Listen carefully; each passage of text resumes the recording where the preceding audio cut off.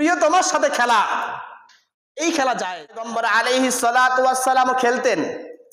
পয়গম্বর কি করছেন? খেলছেন। ক্রিকেট, ফুটবল এগুলো খেলে নাই। আয়েশা রাদিয়াল্লাহু তাআলা আনহা বলেন, বুখারীর হাদিস,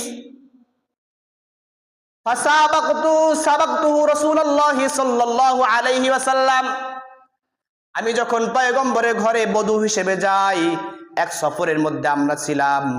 পয়গম্বরকে বললাম, ইয়া রাসূলুল্লাহ, ইয়া হাবিবাল্লাহ, আসেন আমরা একটা খেলা খেলি। কি খেলা? চলেন একটু দৌড় প্রতিযোগিতা করি। বলি সুবহানাল্লাহ। রাসূল বললেন, ঠিক আছে, দৌড় প্রতিযোগিতা হবে।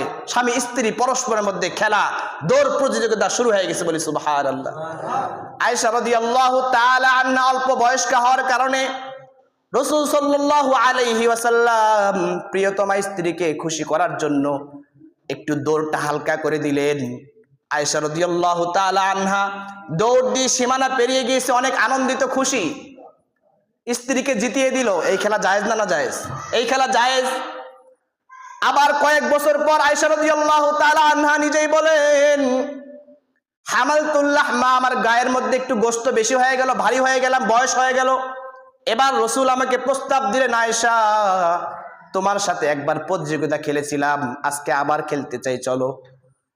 এবার পয়গম্বর মুহাম্মদ আরবি তার স্ত্রীর সাথে দৌড় প্রতিযোগিতা দিয়ে তার প্রিয়তমা স্ত্রী আয়েশা রাদিয়াল্লাহু তাআলা আনহাকে হারিয়ে দিয়েছেন।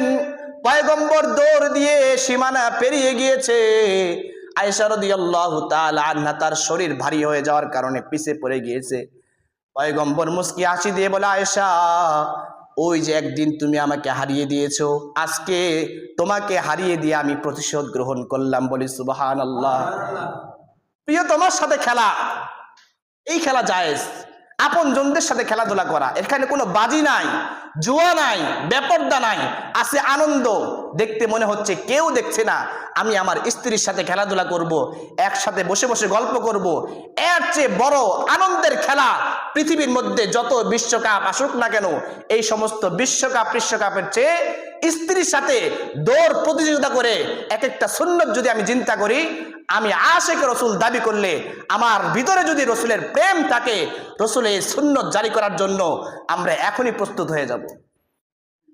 এজন্য যুবকরা তো অবশ্যই করব, মুরব্বী যারা আছি, হাদিসে অনেক শুনেছি, রাসূলের সুন্নত আদায়ের জন্য একদিন বুড়াবুড়ি কেউ যখন দেখবে না, রাতের আধারে বাড়ির উঠানে একটু ডাক দেন যে চলো একটু আমরা দৌড় প্রতিযোগিতা করি রাসূলের এই সুন্নত আদায়ের জন্য।